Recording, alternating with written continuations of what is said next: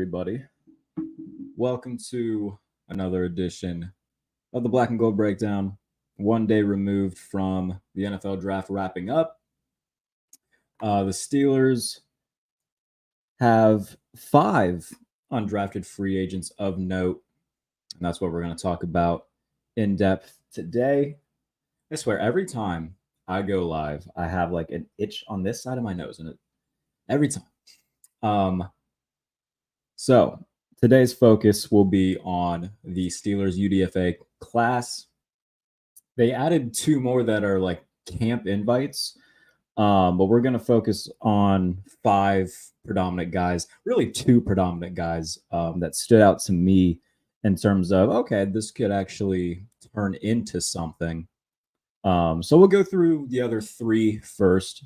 That way we get people a little bit of time to come in here, especially on the YouTube side of things, to hear about the bigger 2 names that can actually make somewhat of an impact on the Steelers team this year, should they end up on the final 53 roster. One of which I think definitely will end up on the final 53. The other of which, if he does, I'm intrigued to see how the Steelers go about using him. So let me get all these names pulled up right here. So first things first, Julius Welschoff, outside linebacker out of Charlotte. Let me pull up what I have, his notes. So he's part of the player pathway program, played at Charlotte, didn't play a ton, truthfully. I don't have too much thoughts on him. I think he only appeared in like 3 games last year. Not much to really go off there. Again, a player pathway program guy. He doesn't count against like the practice squad number. So nothing for me to really go off here in terms of like, could he actually, be an impact guy? I mean, I'm sure we'll see him at some point in the preseason. But I'm not going to sit here and hold my breath that he's going to end up wowing everybody. Again, player pathway program guy, nice story from Germany. Outside of that, I don't have too many thoughts on him. My buddy Mike K from the Charlotte Observer wrote a really good feature story on him that I highly request that you guys all go and read. But in terms of like his, becoming, an all-pro or anything like that, I don't think that's going to happen. But regardless, a nice story to follow throughout, mini camp and training camp. To see what comes of Julius Welschoff. Again, I don't have too much to say about him. I hadn't heard of him until he had gotten picked up. But that is Julius Welschoff from Charlotte. Again, a player from Germany, part of the player pathway program that the Steelers picked up as an undrafted free agent. The next one being linebacker Jacoby Weinman out of Michigan State. He only appeared in 3 games last year. And 8 the year prior. But in 2021, while at UNLV, he had 119 tackles, 11 and a half of which came for loss.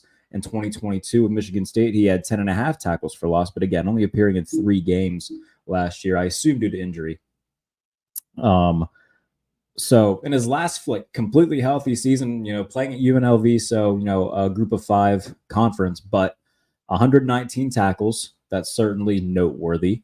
And then in the span of 2021 and 2022, having 11 and a half tackles for loss one year, 10 and a half tackles for loss another year. Those are noteworthy numbers. And again, only played in 3 games last year at Michigan State. So goes undrafted because of that. But anytime that you can get that much production at the college level, even if it's at a group of 5 school, that's eye-opening, especially when you get 22 tackles for loss over the course of 2 seasons. That's certainly, that's more than a tackle for loss per game for him. So consistent nose for the ball to get to the backfield and get to ball carriers. And I'm intrigued at least by the numbers that he put up in that regard. But again, only appearing in 3 games last year with Michigan State. So we'll see what comes of that. Again, undrafted free agents. They'll be at, rookie mini camp. We'll see if they last up until training camp and whatnot. But Jacoby Weinman out of Michigan State, The Steelers had already added Peyton Wilson to their linebacking room. And right now, I mean, hey, there's not a lot of depth there. They have Landon Roberts, Patrick Queen, and Peyton Wilson. I think Mark Robinson is really the only other one there. We don't know when Cole Holcomb's going to be back. So, I mean, if you're a guy like Jacoby Weinman, that's an opportunity for you to open some eyes at camp. And hey, especially on special teams now with, the new kickoff rule in terms of can you make an impact there on punt return. That's how you make a roster spot. So I'll be interested to see how much I'm saying the name Jacoby Weinman in training camp when I'm in Latrobe. That'll be something to watch for. All right, moving on. Running back Daijun Edwards out of Georgia. Last year, 881 yards on the ground, 5.4 yards per carry, 13 touchdowns for Georgia. With those numbers at Georgia and in a really thin running back class, surprised he went undrafted. Steelers don't have another running back. I guess if you can, Cordero Patterson, I suppose, but Cordero Patterson is there for one purpose, and that's to return kicks. So surprised that he went undrafted. This could be a guy that ends up being the Steelers' third running back. Or worst case scenario, he's gonna, make the practice squad. And should somebody get hurt, he'll get called up. But again, 5.4 yards per carry, 881 yards, 13 touchdowns on the ground at Georgia last year. And in a running back class that didn't feature a big name. Who was the first running back to go this year? Was it Marshawn Lloyd? He might have been the first one. Or is it Jalen Wright, the kid from Tennessee? He went to Miami. Audric Estime, the running back from Notre Dame. Can't remember where he went off the top of my head. I know the Bills took Ray Davis, the old running back out of Kentucky, before Estime, the running back out of Notre Dame, who's 4 years younger than Ray Davis. That was perplexing. But no big names at running back in this class, and Daijun Edwards goes undrafted. Again, nice production at Georgia. A little bit surprising that he went undrafted. So we'll see what comes of that. And again, if you're watching on YouTube, feel free to leave some comments and ask any sort of questions that you have about whether it be undrafted free agents or anything Steelers related, anything NFL related. By all means, feel free to interact, and we'll open up the conversation and whatnot. But now we'll get into like the two guys that stick out to me in terms of potentially making the roster and the impact that they could have on the roster. Rhys Plumlee, quarterback out of UCF. This intrigues me a lot. If you look at his overall production over the last 2 years, 211 passing yards per game, 59 rushing yards per game, 45 total touchdowns at UCF over the last 2 years. And it looks like he will be a guy that will potentially be converting to receiver. So I'm intrigued as to the Steelers' thought process on this. It immediately my mind went, they're going to try to make him their Taysom Hill, which would be fun. It could be very fun. I mean, a guy like Rhys Plumlee, who's incredibly athletic. However they would use him, I assume if he did make the roster, it would be as a receiver, as a guy who plays really good special teams. Somebody who can come in and be dynamic. If they had some sort of, especially for an Arthur Smith offense, I mean, you can put him under center and run, some Taysom Hill type stuff. X Concept 21. Both Wilsons are major steals. Oh, absolutely. Yeah. Getting Roman Wilson and Peyton Wilson in the third round, respectively, incredible value for the Steelers there. So very happy that happened. They get a receiver that they needed. They get an off-ball linebacker who a lot of people had going late round 1, early round 2. He falls all the way to the end of round 3. Incredible value for the Steelers there. They basically traded, because the pick that they took Peyton Wilson with was the pick they got from the Eagles for Kenny Pickett. So they basically traded Kenny Pickett for Peyton Wilson. I'll take that trade 10 times out of 10. I'm intrigued to see what they do with Rhys Plumlee, though. At bare minimum, it'll be very fun to watch in the preseason. He'll come in the fourth quarter. They'll probably do some stuff with him, because in previous preseasons, really for the long time, and that's most times around the league, they'll have, last year it was Tanner Morgan who came in and handed the ball off the entire fourth quarter, would maybe throw like 3 passes, but for the most part, he was there to be a camp body and just make sure that the other quarterbacks didn't get hurt.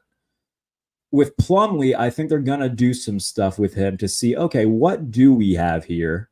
And could it be something worth keeping around as, to keep him on the 53-man roster?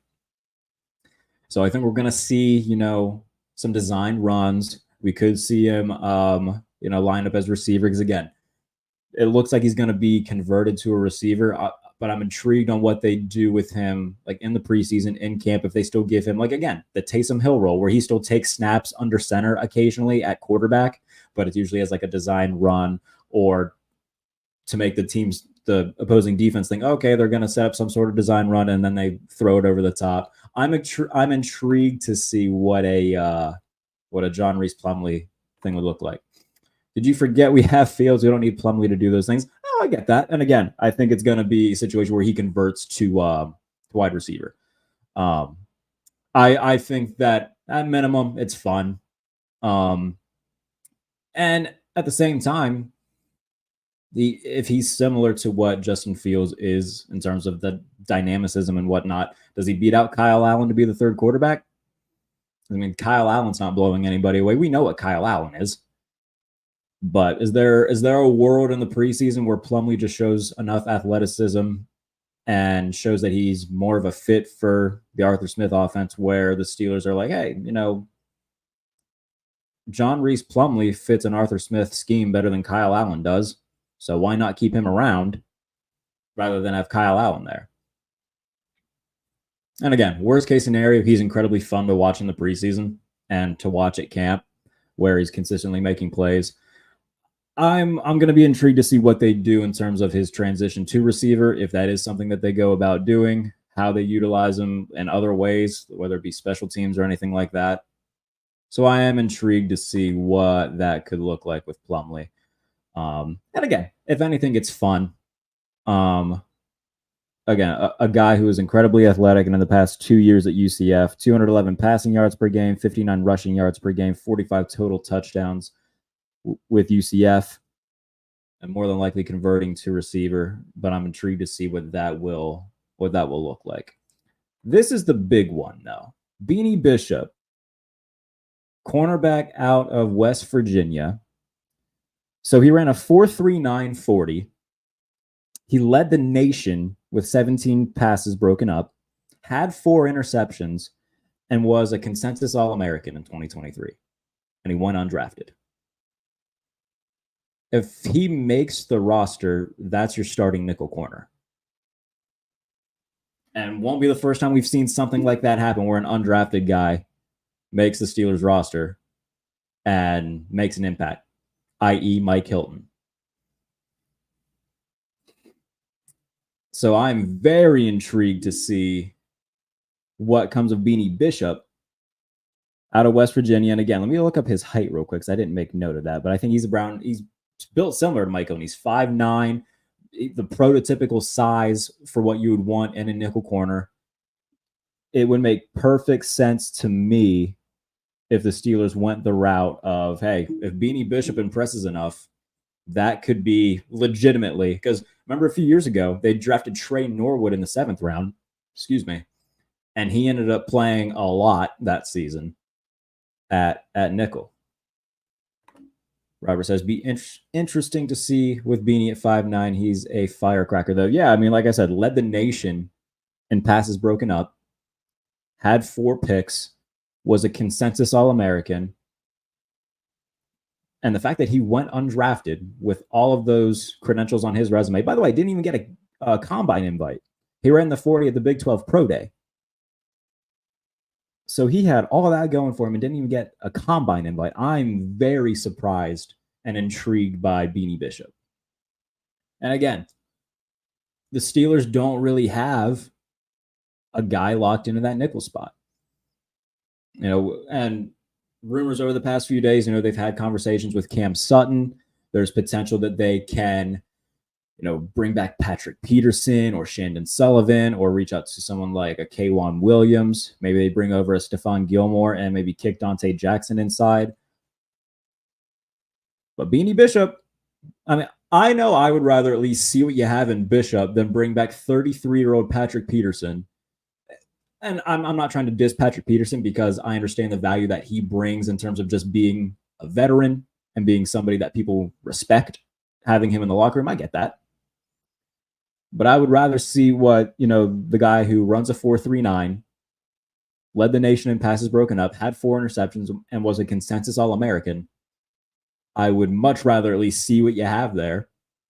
And by the way, this is a big win for guys like Corey Trice and Darius Rush, too, who were going to try to earn a starting spot in the secondary, because the Steelers didn't draft a guy who's going to fill that. They drafted Ryan Watts, but he's going to be more of a safety type than a cornerback type. So big win for those two guys who are going to be trying to earn that starting nickel role and have a real spot in this defense. I was surprised Bishop went undrafted. Hope we can get Cam Sutton back too. I'm not going to pretend to know the ins and outs of Cam Sutton's case and everything like that. I can only know what I read. He had his charge. He was charged with like a misdemeanor battery, and an incident with his girlfriend. That's all I really know about it. That's all any of us from the outside can really know about it.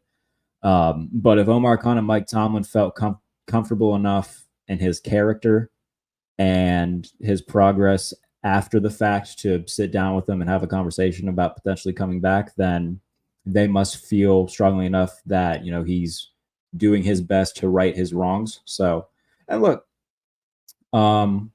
it's whatever he did, like if and when, I'm not going to pretend to know what happened. But if they felt, like he's trying to really make up for that and better himself, then we'll see what comes of it. But I would say it's a greater than zero chance that they bring back Cam Sutton. Why do we think he went undrafted? No idea. I have no clue. Sometimes guys just fall through the cracks.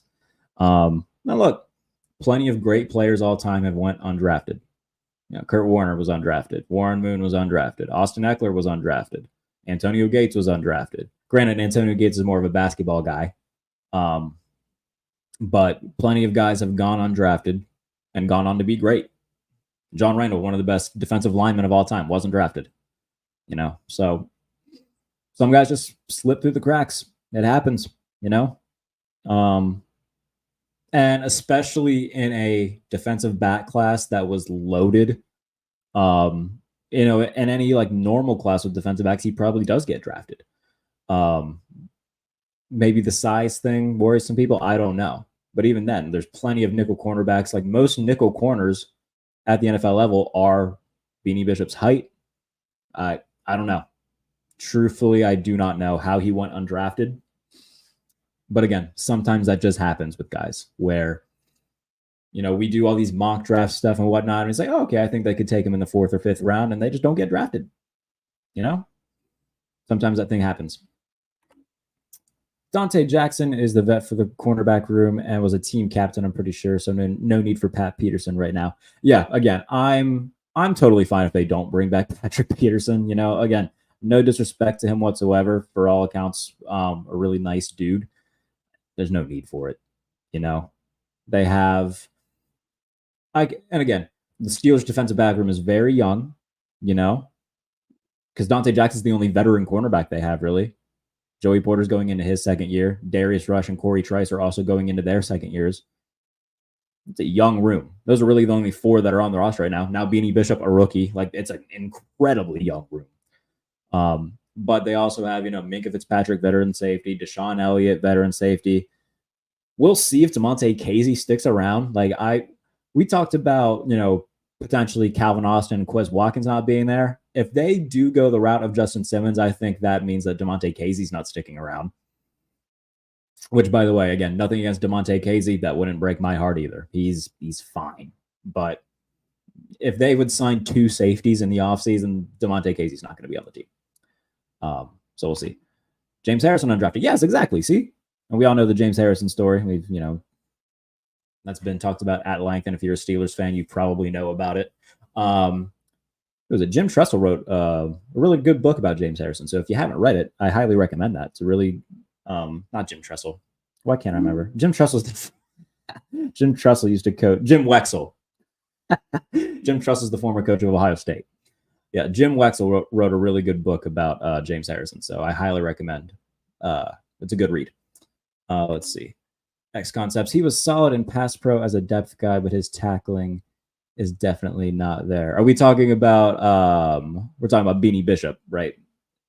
Solid in pass coverage, not very good tackler. And look, some guys just aren't, a lot of DBs just aren't very good at tackling. So I'm not necessarily worried about that, especially because you got Patrick Queen, Landon Roberts, Peyton Wilson, Minka Fitzpatrick, and Deshaun Elliott. Like all those guys are gonna thump people. I don't need 5'9" Beanie Bishop to be launching at people.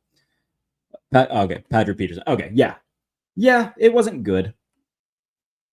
It wasn't good. And look, he's also, the Steelers very much had a vision in mind this offseason. That was get faster, because Levi Wallace was slow, Patrick Peterson was slow.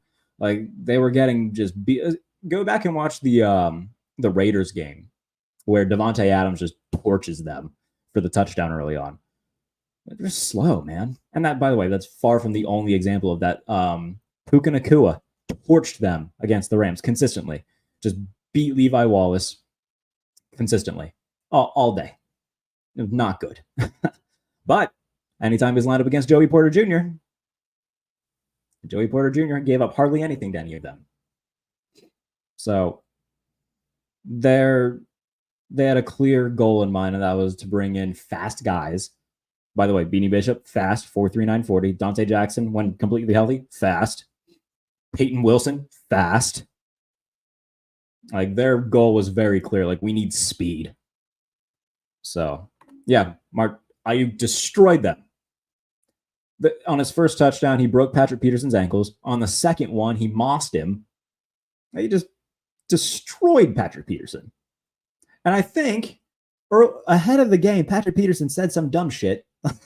He was talking crap about the 49ers, and then they just ate him alive for 3 hours.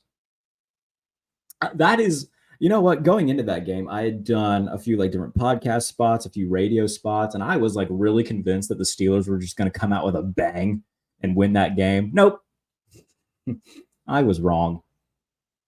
I was very wrong. And I have a bunch of like 49ers media friends. So that entire week, I was hearing it. Excuse me while I take a sip of my nighttime cup of coffee. I'm such an old man, really at heart. Concept says TJ was our best. Oh, absolutely. Yeah, TJ dropping back into coverage, setting them up in for the, I think it was a Jaylen Warren touchdown run where he scored. Or it might have been Najee. One of them ran for it. KR, good to see you. When do you think they will fill wide receiver 2 hole by? Any thoughts on DJ Chark? A lot of, my friend Nick Farabaugh, and if you follow Steelers stuff on Twitter, you know Nick Farabaugh is one of the best Steelers writers on the beat. Constantly telling me. I remember we were watching WrestleMania together, and he's like, "Hey, DJ Chark." He loves DJ Chark. He thinks it would be a good addition. I don't. I'm not big on the DJ Chark train. I think the one thing that would be good about it is that he's perimeter and slot versatile, so you can move him around stuff. Same thing with Roman Wilson. You could move those guys around a little bit. It wouldn't be my pick. You guys know my pick. You got, especially if you've newly subscribed to the channel over the past like 2 weeks because of like the stuff that I've reported and talked about. You know who I want. You know who I want, and he wears this helmet right now. You know who I want. I want them to trade for Courtland Sutton. It just makes too much sense right now. For both parties, by the way, because Courtland Sutton wants a new contract. He only has $2 million in guaranteed money left on his deal. And he, I think it would make sense for the Steelers to do it. I think it would make sense for the Broncos to do it. And I proposed a hypothetical trade yesterday saying Steelers should trade a 2025 5th and 7th round pick in Calvin Austin for Courtland Sutton. And if it sweetens up the pot, make it a conditional pick where the 5th can become a 4. If Courtland Sutton has X amount of catches or X amount of yards or X amount of touchdowns. I think he would fit what the offense wants to do, which is a lot of play action based stuff. And Arthur Smith, I mean, you guys are going to be surprised by how deep they're going to throw the ball this, like how often they're going to like chuck it this year. Because they did a lot with Ryan Tannehill in 2019 and 2020. I think that that's what's going to happen this time around. He's not worth all that. That's not even giving up a lot, Marjo, respectfully speaking. It's 2 day 3 picks. That probably won't amount to much if we're being completely honest with each other here. And Calvin Austin, who, if they trade for a receiver or bring one in anyway, I'm not going to be surprised if they just cut him. So you might as well go and get somebody good for him. That would be my rebuttal to that. Doesn't he want a raise? Yeah, absolutely. And he deserves, or he's, look at what Courtland Sutton has had to deal with in Denver since getting there. I think he's had 10 different quarterbacks since 2018. So that's Joe Flacco, Teddy Bridgewater, Case Keenum, Drew Lock, Jeff Driscoll. And when he finally got some realm of stability, he played really well. Last year, he had his career high in touchdown catches. He had 10 touchdowns last year with Russell Wilson. And that's another thing. Him and Russell Wilson, really good friends. So there's already a built-in chemistry there, a built-in relationship there. He would like to play with Russ. So it makes perfect sense to try and go and get a Courtland Sutton for a pair of day 3 picks, which, by the way, that's what Jerry Jeudy went for, was a pair of day 3 picks. Courtland Sutton's better than Jerry Jeudy, so why not trade Calvin Austin, who his role is filled. Cordero Patterson's going to do all the return stuff. Roman Wilson's going to do all of the, slot guy stuff. Like, respectfully to Calvin Austin, I think a lot of fans for the Steelers think that he's a lot better than he is. He had one nice punt return against the Falcons, and everybody was like, there's Calvin Austin. Like, okay. That was a preseason punt return. And then he had the one touchdown against the Raiders. But, I mean, 2 plays, and I think that he's fine. I don't think he's a guy that's, making or breaking anybody. Marjo, why cut him? He's on a rookie contract. The other 2 receivers would be cut before him. So if I had to guess in this situation, let's say that they do trade for Courtland Sutton without including Calvin Austin in the deal, I think they would do something similar to 2020, where they only kept 5 receivers because Eric Ebron was basically their 6th receiver. You know what I mean? So I think it would be Courtland Sutton, Roman Wilson, George Pickens, and then Van Jefferson. And then if Calvin Austin's still there, then cool. But if they feel like Quez Watkins beats him out, which I don't think he would in that situation. But again, Pat Freiermuth is going to basically be that other receiver, because they signed Michael Pruitt to be the blocking tight end, opposite of Darnell Washington, the other blocking tight end. If you go back and look at Kyle Pitts' snap counts last year, the majority of them, he was lined up in the slot. He wasn't even lined up at tight end. So I think that they're gonna keep Van Jefferson around because he knows the offense, and he's a fine 4th guy who can be a vertical threat. I think this is the first year, the year that the Rams won the Super Bowl. I mean, Van Jefferson was a solid 3rd receiver on that team. And I think that the lack of good quarterback play last year really hurt him in Atlanta. And again, I don't think Van Jefferson's great, but I think he's a fine 4th option. He's a bigger guy, knows the offense, can block. Van Jefferson's not going to be going anywhere. So we'll see. This is basically Calvin Austin III's sophomore year, and he was stuck with Kenny. I'm hoping he makes the sophomore leap with Russ. I mean, we'll see. And again, I'm not trying. I know it sounds like I'm really bashing Calvin Austin. I'm not trying to make it that way. I was excited for him coming out. Obviously, his rookie year, he missed because of an injury. And he had a nice preseason last year. I think he caught that touchdown in Tampa Bay, and then he had a nice punt return against Atlanta, had the touchdown in regular season against the Raiders. So, the speed is certainly something that people are infatuated with. He can be a solid punt returner and whatnot. But his roster spot by no means is guaranteed this year. I will say that. I think that's why they signed someone like Quez Watkins, not necessarily to replace him, but just to make him feel the heat. Because Quez Watkins is similar to Calvin Austin. I think they want Calvin Austin to become like similar to like a Khalif Raymond type, like a really fun gadget type guy who can be a fourth option and be a good returner. That's what they want him to become. I don't think they expect. By the way, guys the size of Calvin Austin never end up being like superstars. Like Rondale Moore was expected to be like this big name. He hasn't been. Guys that are 5'9" and below a receiver just never end up being, or like 5'8" and below a receiver. Because I think Steve Smith is like 5'10". But like short slot, fast guys aren't superstars in the NFL. They can be good role players, but they ain't superstars. Ooh. Yes, Steve Smith Sr. That's what I was referring to. I think he was 5'9", 5'10", perimeter guy. But guys like 5'8" and shorter, you're not getting, a superstar out of that. You're not. How many years ago is that? You don't think the lack of good quarterback play hurt Calvin?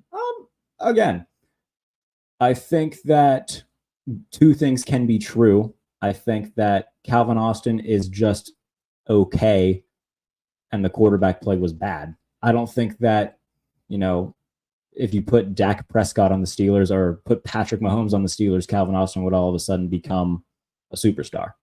I think that his ceiling is being fine. That's how I feel about him. Jefferson is not better than 19 and scored a touchdown. Playoffs, what about... Okay, I'm trying to really understand this. What about Flowers from the Ravens? How tall is Zay Flowers? I think Zay Flowers is like 5'10". Let's look real quick. Zay Flowers is, drum roll please. I'm pulling up his Wikipedia page as we speak. 5'9". He's an inch above the threshold. So, and again, even then, Zay Flowers is not as if he's like a superstar. Like, he's not Jamar Chase. He's not Justin Jefferson. My argument is this. I'm not trying to bash Calvin Austin. I'm trying to make that very clear. I just think that some Steelers fans think Calvin Austin is much more special than he is.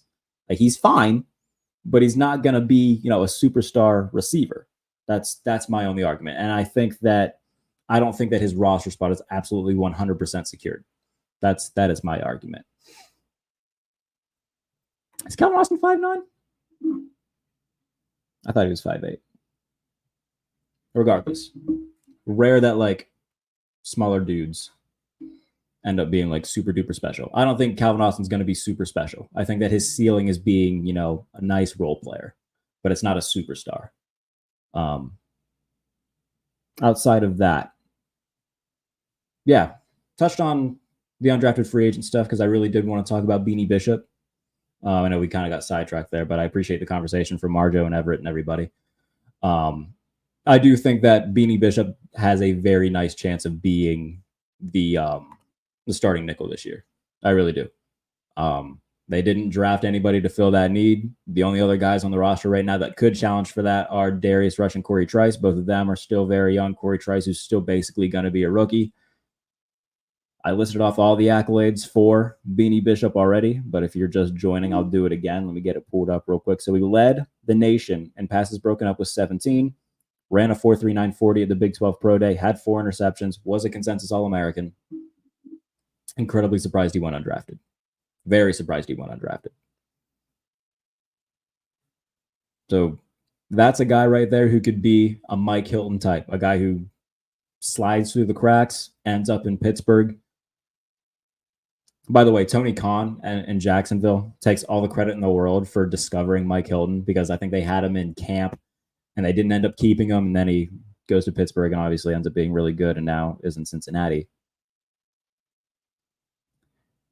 But I think the Beanie Bishop, man, that's a name to watch.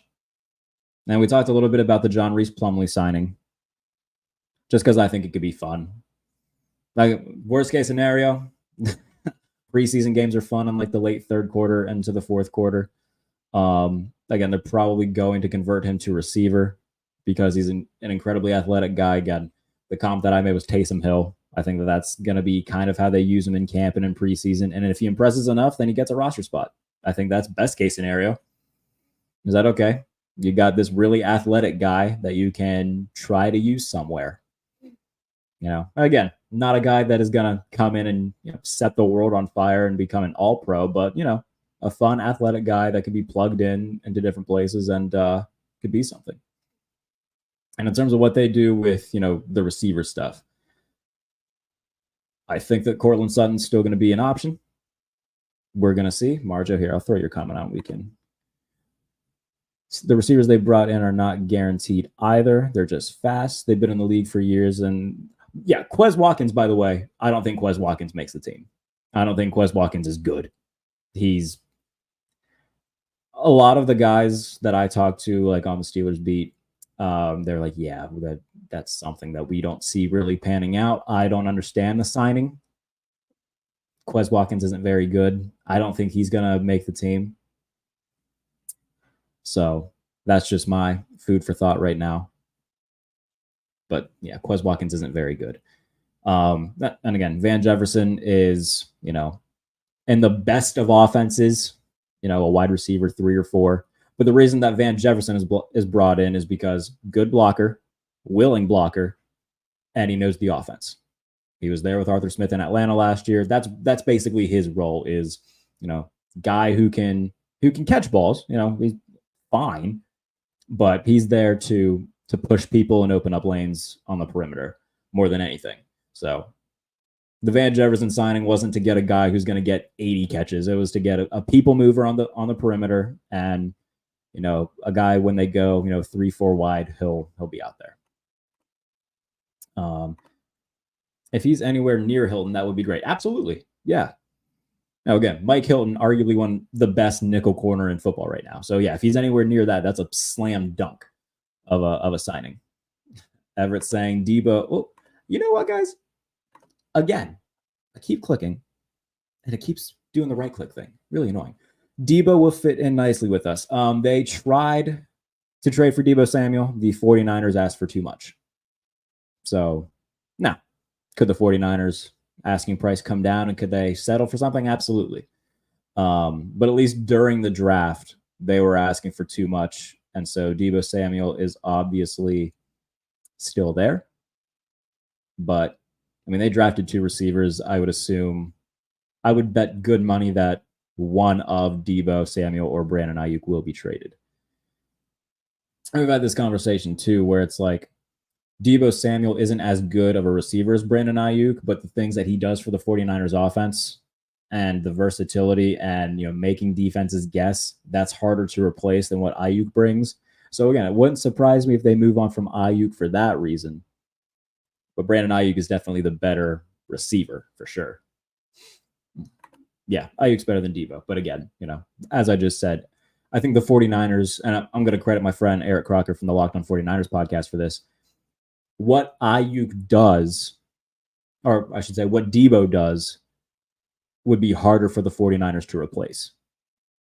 Ayuk's the better receiver, but in terms of like that two-way player, running back receiver that Deebo is, those guys don't grow on trees. He is very much one of a kind when it comes to that in terms of the elite level that he does it at. In terms of what the 49ers do, Deebo's role will be harder to replace than Brandon Ayuk's.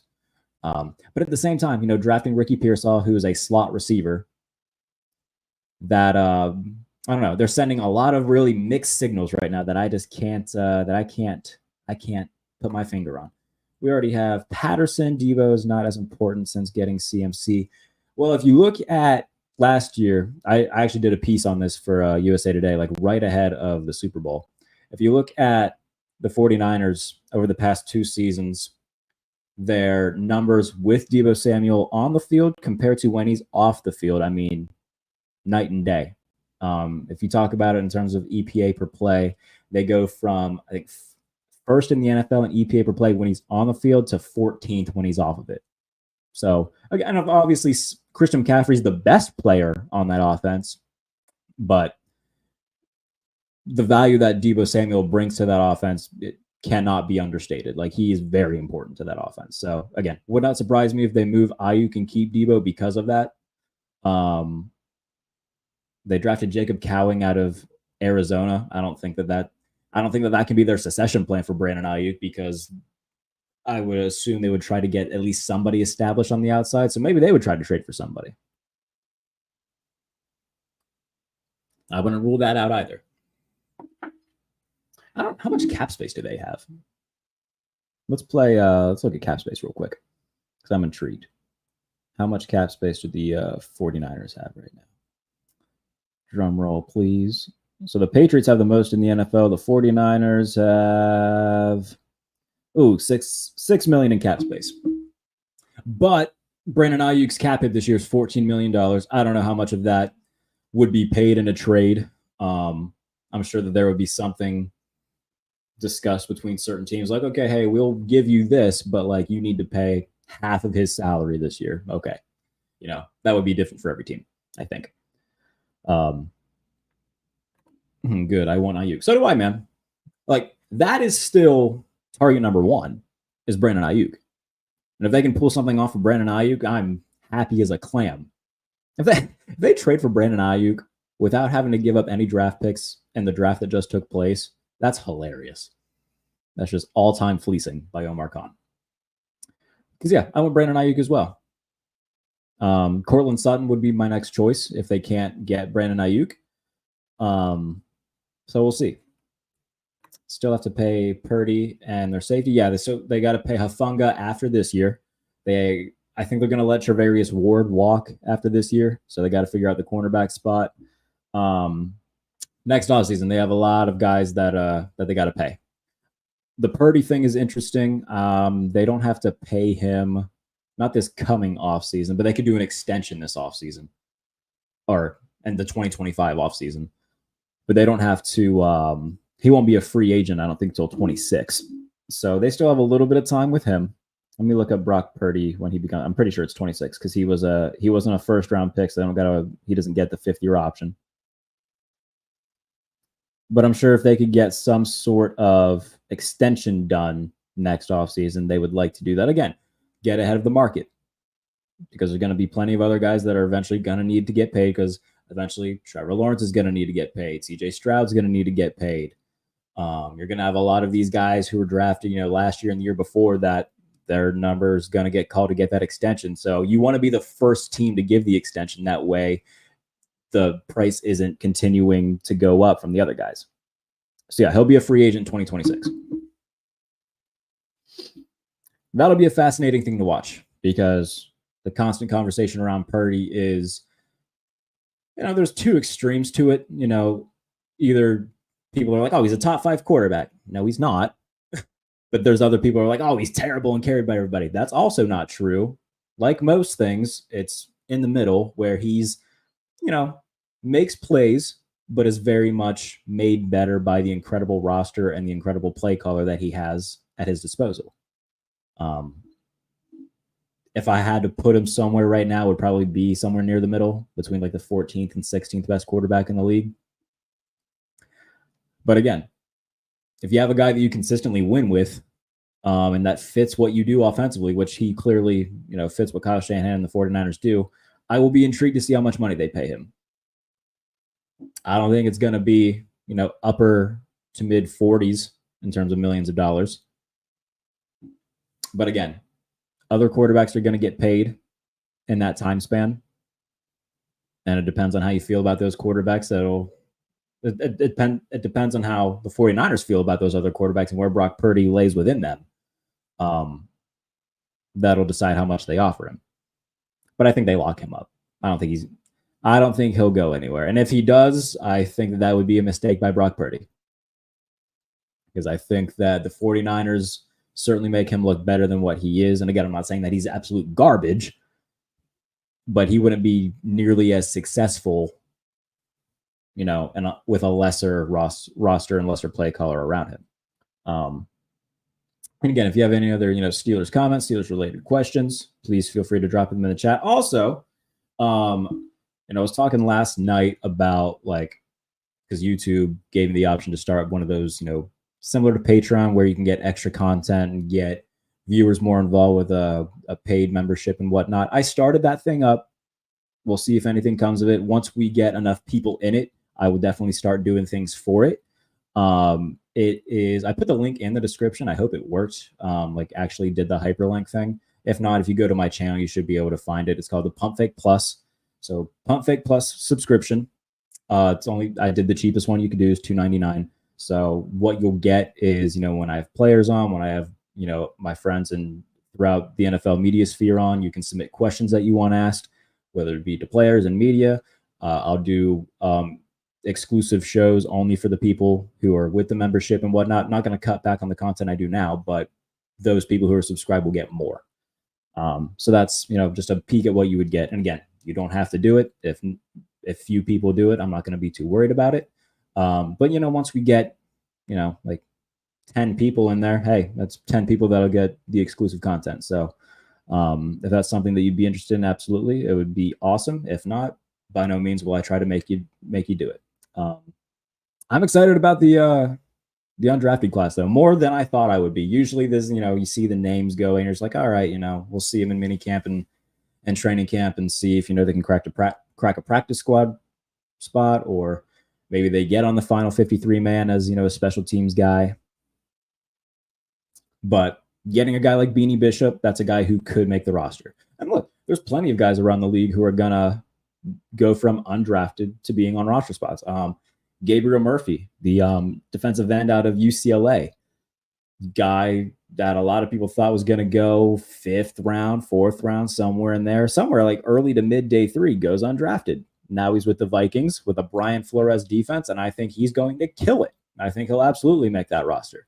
So again, sometimes these guys just fall through the cracks somehow, especially because like teams are stupid. You got to remember, bad teams are bad for a reason. They don't draft well. They don't scout well. Some guys fall through the cracks and fall past bad teams. Now, again, all 32 teams passed on these guys, and I get that. But some teams are much smarter than others. And a team like the Vikings, who immediately go and grab a guy like Gabriel Murphy without having to utilize a draft pick on him. A team like the Steelers, who go and get Beanie Bishop without having to utilize a draft pick on him. Smart teams rise above. And I really like what the Vikings have done with their new regime over the past couple of years. Obviously, we love what the Steelers are doing with their new regime. On paper, it looks like they knocked 2 drafts out of the park in a row. So that's great. But interested to see what will come of Beanie Bishop, and interested to see what will come of John Rhys Plumlee, and how they decide to utilize him. Again, especially in an Arthur Smith offense, maybe they keep him at quarterback and he beats out Kyle Allen to be the team's 3rd quarterback. Because in an Arthur Smith scheme, when you have a guy like Justin Fields who fits it like a glove, John Rhys Plumlee, the way that he plays football, that fits what Arthur Smith does. So I think the battle for the 3rd quarterback will absolutely be something to watch in training camp. And by the way, I've said this a ton already this offseason. Last year, being in Latrobe, watching Kenny Pickett, Mitch Trubisky, and Mason Rudolph, and now getting to watch Russell Wilson, Justin Fields, Kyle Allen, and now John Rhys Plumlee, that's going to be a lot of fun. By the way, tip of the cap to Mason Rudolph, because if he doesn't ball out in the final month of the season, things look very different right now. So we appreciate Mason Rudolph around these parts and are very thankful for Mason Rudolph and all that he's done. If you're not already subscribed to the channel, that would be lovely if you did so, especially if you love all the Steelers content. I know I said last night, I'm going to try to limit it to, 1 or 2 a week during the off season, just because a lot of it would get repetitive. But when you have stuff like this, like draft time, I've done a Steelers stream every day for the past 4 days. There's going to be a little bit of an influx. I was pondering making it like a daily thing, similar to what my buddy Chris Carter does with Locked On Steelers. I think that Noah Strackbine does a daily podcast called All Steelers. So it's something to ponder. I don't know if I would do it daily, but every other day, maybe. But like I said, there's an influx right now because, we just went through the draft.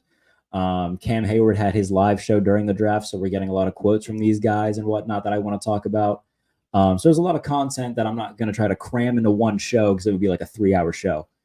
And doing ones that are like an hour and a half are already long. But again, when you guys stick around and want to talk to me, that's very nice of you. And again, if you're not already subscribed and you love all the Steelers content, you also get my general NFL content with the Pump Fake, which is my national NFL podcast that I stream here. I'll actually be doing an episode tomorrow, so something to consider. But yeah, like and subscribe, do all that YouTube stuff. If you guys have any other comments or questions you want to get in before I get out of here, I'll stick around for a couple more minutes and see if any more come in. If not, then we'll wrap it up. But yeah, I'm excited about this undrafted free agent class and what that man Beanie Bishop can do in this defense, what John Rhys Plumlee can do. And by the way, Daijun Edwards, watch out for that guy. 5.4 yards per carry, 13 touchdowns last year with Georgia. Again, another guy who surprised he went undrafted, especially in a thin running back class. Steelers have obviously Najee Harris and Jaylen Warren, and I suppose Cordero Patterson, but I think they're just really going to focus on utilizing him in the return game, not so much offensively. So, I mean, a guy like Daijun Edwards, he's a guy that if he doesn't make the final 53, would be a practice squad guy. And if, let's knock on wood, we don't want anything to happen. But if something were to happen to Jaylen Warren or Najee Harris, could get that call up and, be on the active roster for, a game or two, or however long they would need him to be. So that is something to keep in mind with Daijun Edwards. A few guys to really pay attention to in camp that didn't get drafted but will be with the team. Something to keep an eye on. And obviously, I'm going to keep digging in terms of the Courtland Sutton stuff. Keep reaching out to the source I have, who's very close to the situation. And if something happens, or I get a little bit of a tip, I'll talk about it. If you want to keep up with the written content as well, Steelers-wise, go to BehindTheSteelCurtain.com, where I am the deputy editor for SB Nation's Steelers coverage. To keep up with the general NFL coverage over at USA Today for Touchdown Wire. I'm going to be doing my 5 favorite draft picks. That's league-wide. So that'll be dropping here in the next, probably tomorrow, I would say. Going to try to crank that out and get that out. Or maybe, you know what, I'll be really crazy with it and extend it and make it my favorite pick for all 32 teams. We'll keep that in mind. I'll put a pen in it, decide what I want to do. But regardless, keep up with all the written work, keep up with the channel, subscribe to the channel. I know I'm rambling a little bit right now, but really just trying to plug all this stuff. Everett throws in, is Eric Rowe coming back? Ooh, that's a good question. I know Eric Rowe had said that he would like to come back at the end of the season. He said he enjoyed it in Pittsburgh. He would love to come back. My guess is if Eric Rowe comes back, Damontae Casey's gone. And if Eric Rowe comes back, it means that they didn't get Justin Simmons. So they bring a guy like that back who played really well in the back half of the season. So they could bring him back on like a cheap 1-year deal and save some money by releasing Casey. And then you have a safety room that looks like, who would it be? It would be Minkah Fitzpatrick, Deshaun Elliott, and then Eric Rowe. That's certainly, they could work with that. Hell, I would pay attention to Terrell Edmonds as well, because I don't think he's signed anywhere, has he? Unless I missed something. I'm pretty sure he's still a free agent. Yeah, he's a free agent right now. So Terrell Edmonds, remember, from like 2020 to 22, Terrell Edmonds was one of the more important defenders for the Steelers. And he started off his career a little bit slow, and there were some people who said he shouldn't be a first-round pick. But once he found his own, opposite of Minkah, he became a really important piece. So I wouldn't be surprised at all if that call's made to Terrell Edmonds to come back. Because they could do it. They could get him for the cheap, because he signed last year with the Eagles, 1 year, $2 million. The Eagles traded him mid-year to the Titans, and now he's still sitting out in the free agent market. I wouldn't be surprised at all if that call's made, especially when they want to go, 3 safety sets. I would. Terrell Edmonds is better than Damontae Casey. I would rather have Terrell Edmonds there. So, food for thought with the safety position. I think that that could be something to watch for. And look, I think the Justin Simmons thing is very possible too. And I talked about it on previous streams. So, I mean, if you've watched them, first of all, thank you. So I also want to apologize if it's a little bit repetitive. The safety market this year was just so inflated. It was filled. There was legitimately like 10 to 15 good safeties on the market that they all poached money from each other. Inadvertently, of course, they can't really help that. But if there was only like 3 to 5 really good safeties, they're going to get paid more because there's going to be, more bidding wars for those guys. For teams around the league, they saw, okay, there's like 15 good ones. We don't need to, if one guy wants a lot of money, we'll go to another one and try to get somebody for a little bit less for similar value, So I think a guy like Justin Simmons, who knows what he's worth, him and Minkah Fitzpatrick are the only 2 safeties since 2019 to have 3 All-Pro selections at that position. So I don't think he was necessarily in a rush to sign a cheap deal. I think he was trying to see what everybody else was getting. He can look at a Cam Curl in Los Angeles who went for 2 years, $13 million. Something like 6.5 a year. By the way, Cam Curl, very good. I think Justin Simmons will go for around 1 year in that $9 to $10 million range with incentives for it to be worth up to 12. That would be my guess. Marjo says, Edmonds worked on her. Yeah, he absolutely did. He was really good. I don't think that the fit was there for Philadelphia. He did fine with Tennessee, but I would love to see him come back to Pittsburgh. He was well-liked, really nice in terms of like the media and stuff. So I would absolutely love to get the notification that the Steelers brought back Terrell Edmonds. I think that would be really good. I want Ayuk more than Simmons. I agree.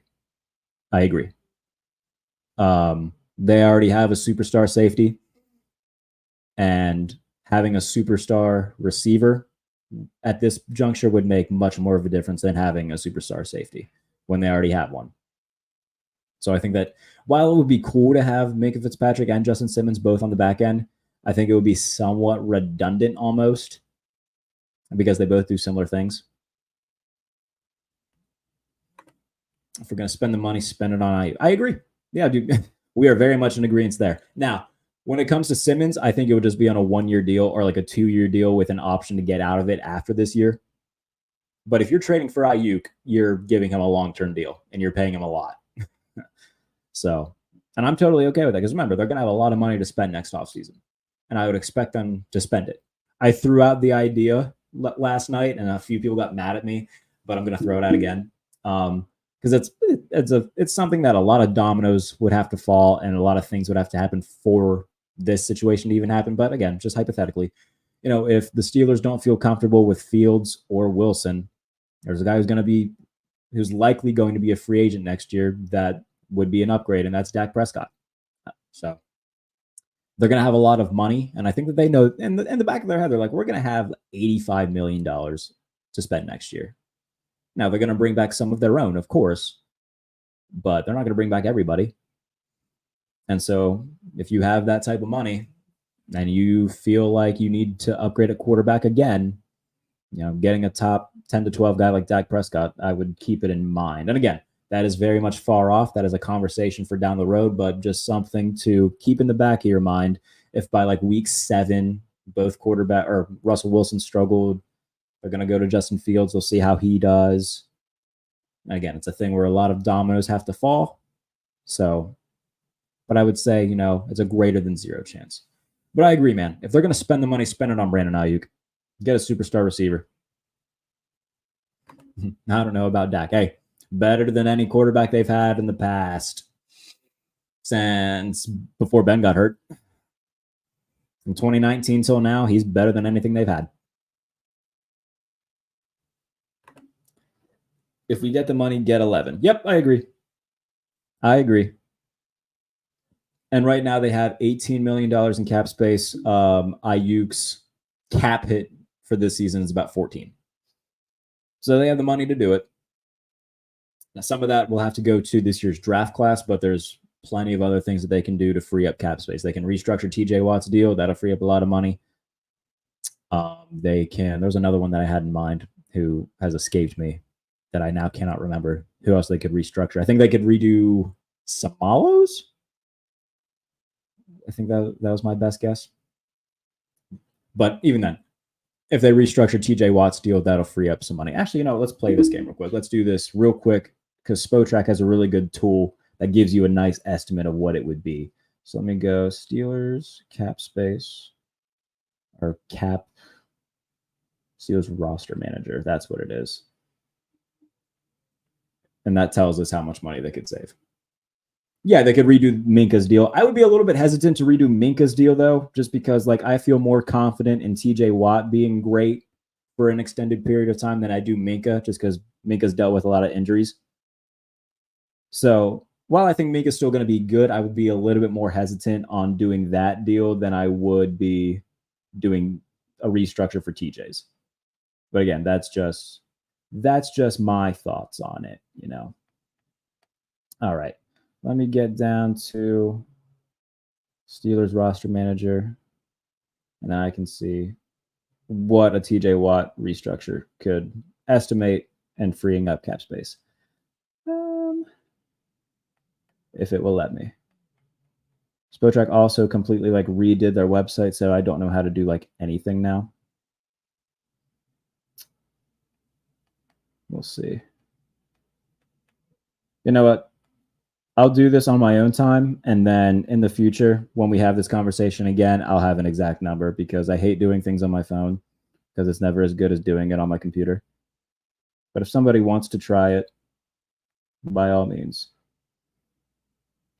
The point being, they can free up money by restructuring Watt's deal or restructuring Minka's deal. I would rather them do it for TJ Watt because I think he's the better bet that he'll be still really good for a longer amount of time. I still think Minka's going to be good, but I think the safer bet is TJ Watt. But here's the thing with the quarterbacks. I'm very hopeful for them this year. I think that Russell Wilson is self-aware to know, all right, this is probably going to be my last shot to be a starter. Last year, Russ wasn't great. I know that the raw numbers make it look like he was terrific, but that's not the case. But hey, 26 touchdowns to 8 picks. There's something there at least. That's more than every quarterback in the Steelers combined,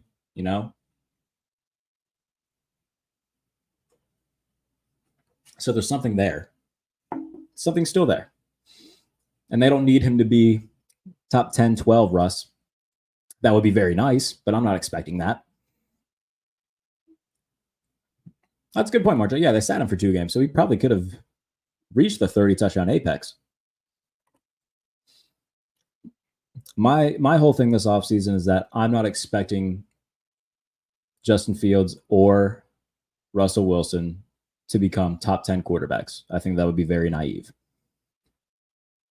What I'm expecting, or what I'm saying, is that if they're the 18th best quarterback in the league, that's better than, the 31st, 33rd, and 35th best quarterback that they had last year,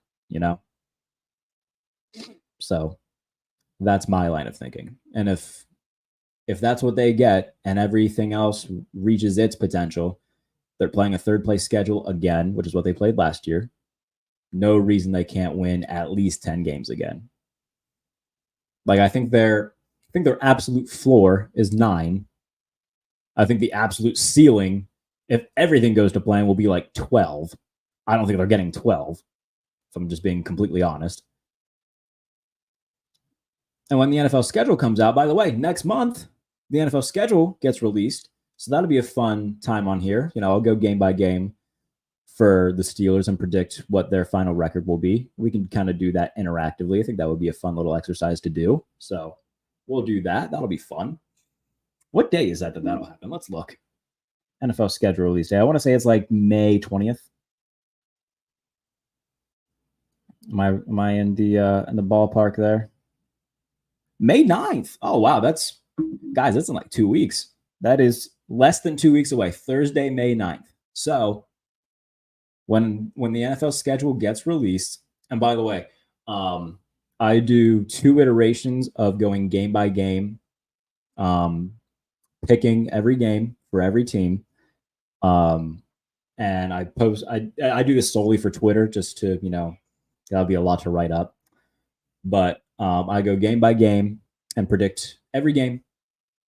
To do standing predictions, I do that the day of the schedule release, and I do that the week before the regular season. So I usually do it on Twitter. I'm gonna see if I can do like a shortened written version of it on USA Today.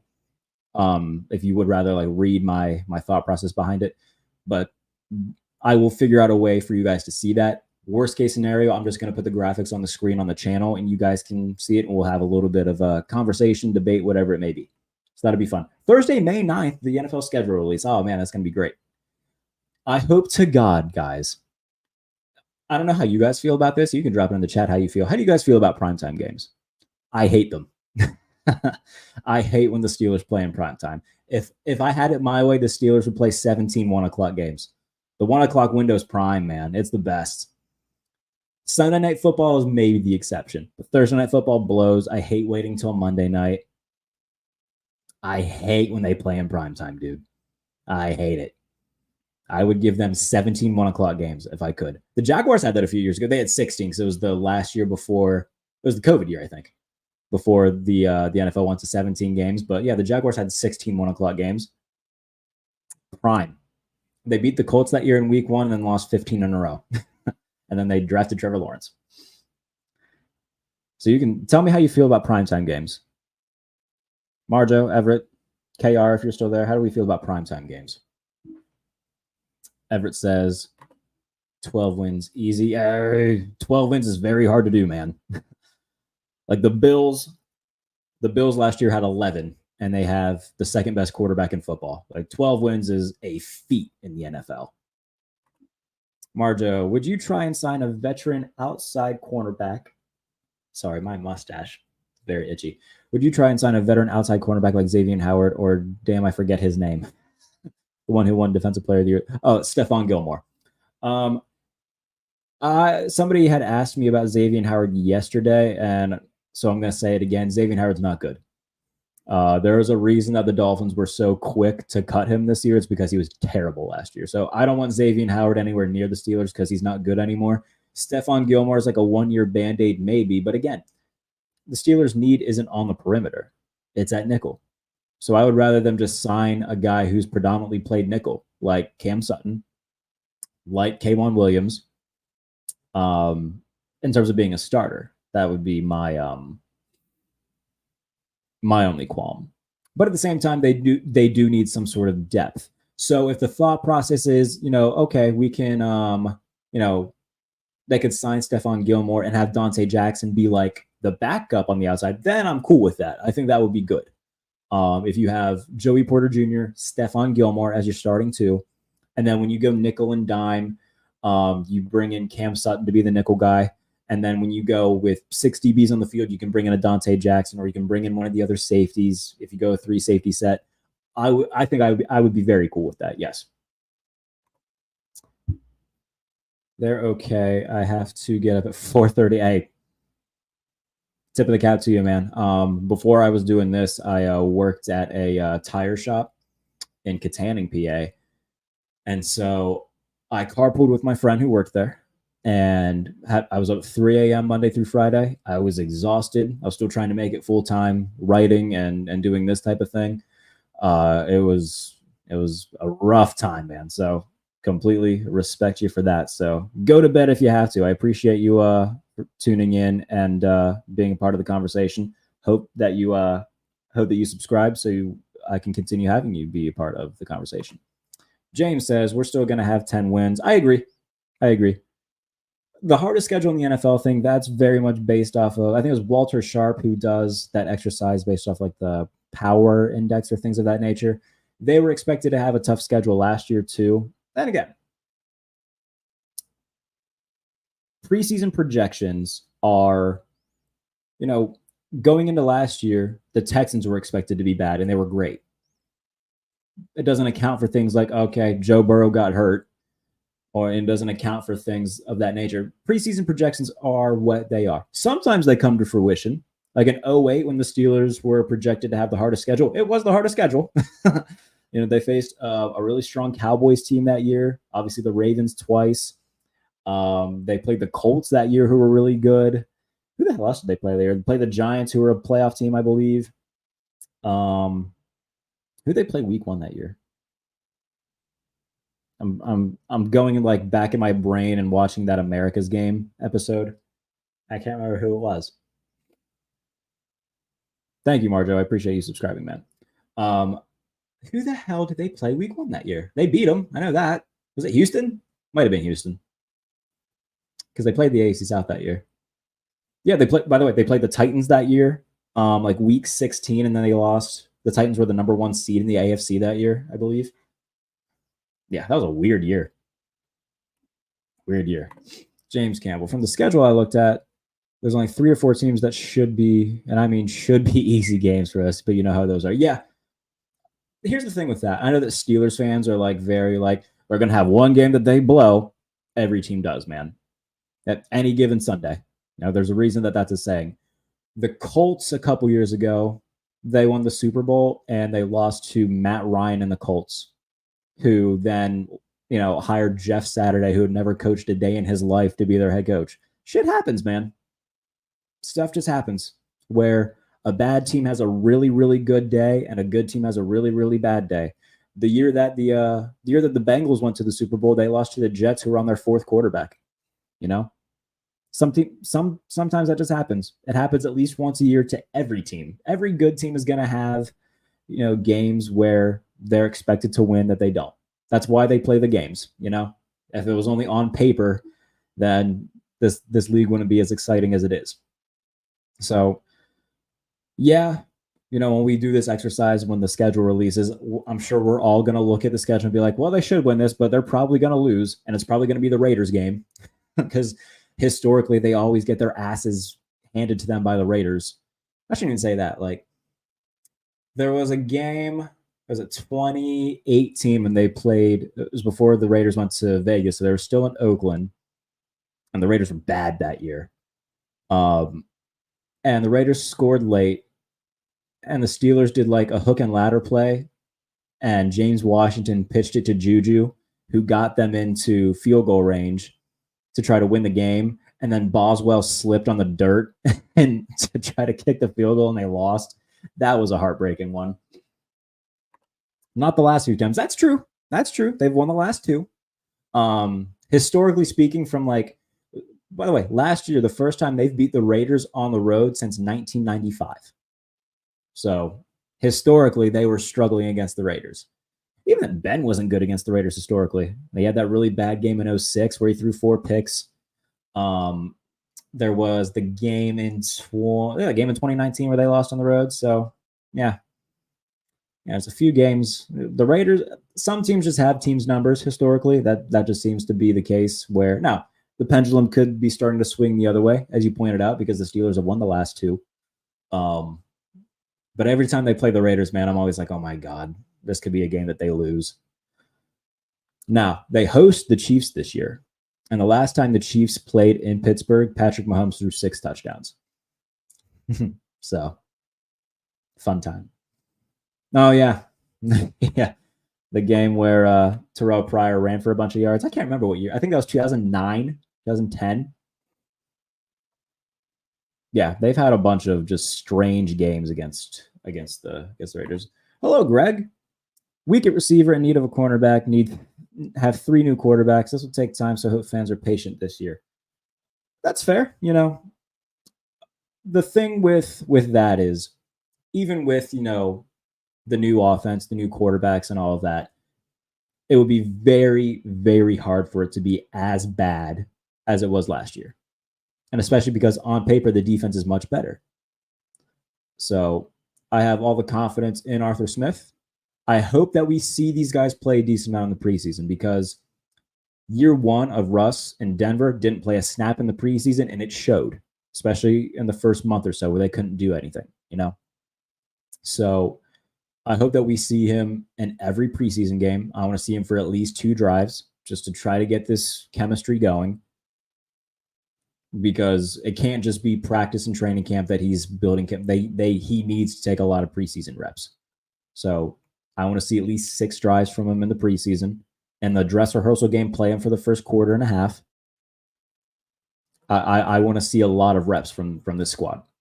especially because like Steelers fans now know it as bad as anybody. Preseason, doesn't matter if they look great. Doesn't mean a thing. Individual performances can definitely mean a thing. Like Jalen Warren had a terrific preseason. Then he went on to have a really good regular season. Nick Herbig looked really good in the preseason. Joey Porter Jr. looked really nice in the preseason. So individually, it certainly means a lot. But as a team, it doesn't mean anything, man. Doesn't mean anything. I agree, but they have 3 new starters on. Yeah. And that's not taken lightly, of course. But again, I think it's going to be very difficult to be as bad as they were. So that's why I'm a little bit more optimistic, is just because like even if it takes some time, I don't think them figuring it out is going to be as bad as it was with Pickett in Canada. And of course, I could be wrong. And I try to preface everything that I say with that, is that I could be wrong, because that's something that I want people to understand, is that a lot of people will, find things and be like, oh, you said this and it didn't happen. Well, no one bats 1,000 in this at all. Man, it's okay to acknowledge that. More so, how do I want to word this? Anybody can like look at something and be like, oh, I said Caleb Williams is going to be great and I was right. Like, okay, dude, everybody thought that Caleb Williams was going to be good. It's more of a matter of like, okay, why do you think a certain way? Can you back it up with, reasonable logic?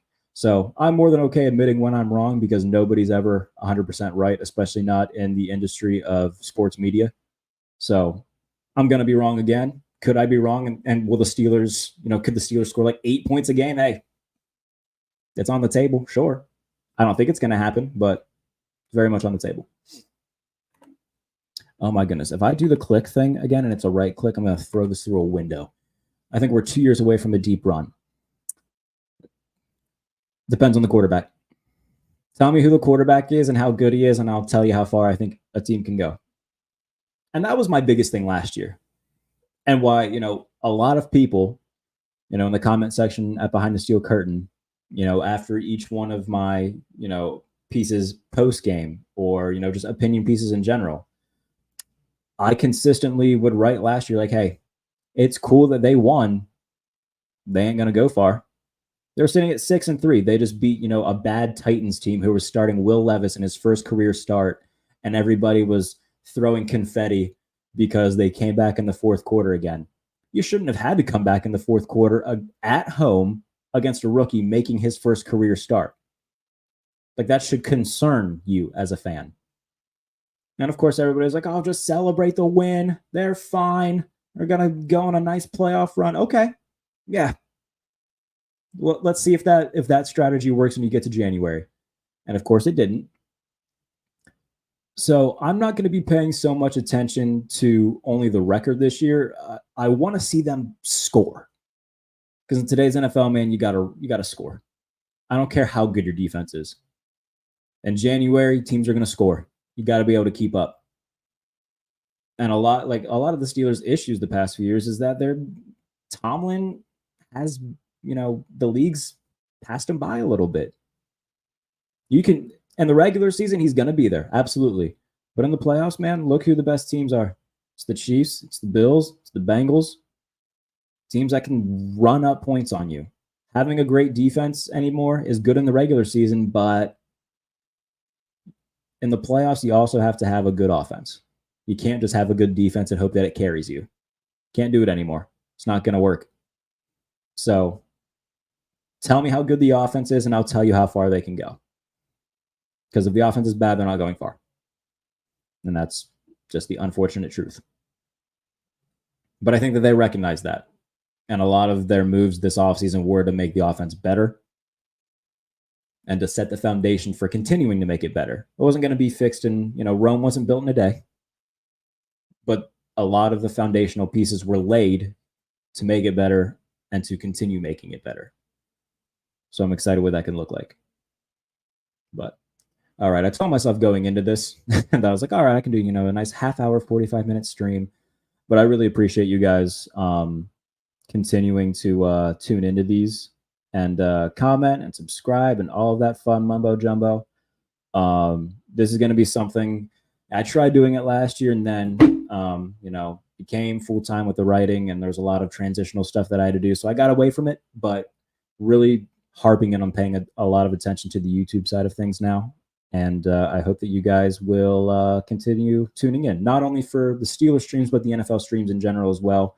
When I stream my podcast, The Pump Fake, which you can listen to wherever you get your podcasts. And in terms of the Black and Gold Breakdown, what you're watching right now, these ones are YouTube only. So the Steelers streams will be YouTube only. The Pump Fake you can watch on here, and you can listen to wherever you get your podcasts. So appreciate all the support. Absolutely. Tomorrow, episode of the Pump Fake, talking a lot of NFL draft stuff, recap and whatnot. Who had the best drafts? Who had the worst drafts? And we're going to be talking about the Atlanta Falcons for that. Figuring out who it's going to be. It might just be me. But I'm going to, poke the bear on a few of my media friends. Might be JP Acosta, because he's a smart guy when it comes to college football. So it might be JP Acosta. I'm actually going to shoot him a text right after this and see if he wants to talk about it with me. So, and if you follow JP, he's great, does terrific work at SB Nation. And you absolutely should be following his work. And tune into that. So I'll live stream that, and you can watch it afterwards, obviously, of course. Listen to it wherever you get your podcasts. And then more Steelers streams to come. I'm going to do another one of these tomorrow as well. Jalen Warren made some comments that were worth talking about at Cam Hayward's live draft show. Peyton Wilson was there as well. Roman Wilson spoke about Steelers fans and everything. So a lot to talk about still. I'm going to dive into that tomorrow on tomorrow's Black and Gold Breakdown. So tune in for that.